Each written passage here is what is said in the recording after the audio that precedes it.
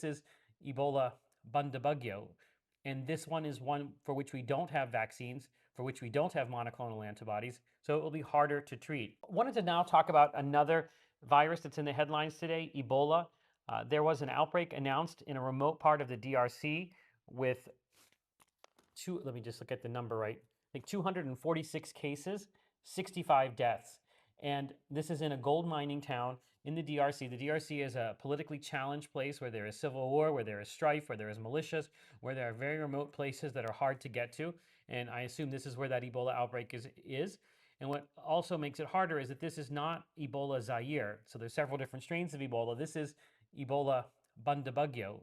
And this one is one for which we don't have vaccines, for which we don't have monoclonal antibodies, so it will be harder to treat.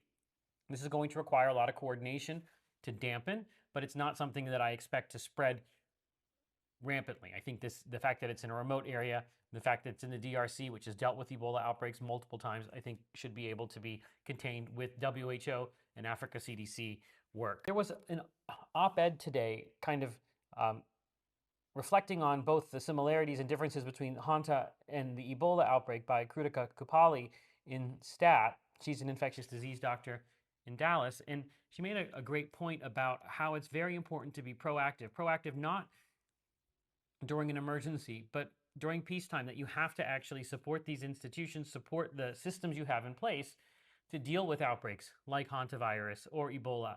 This is something that has to be done all the time, not just when it's in the headlines. That people are now talking about, oh, we need proactive, but when things get out of the headlines, they forget about it. And I think that's an important point, that we need to actually have resiliency that is sustained.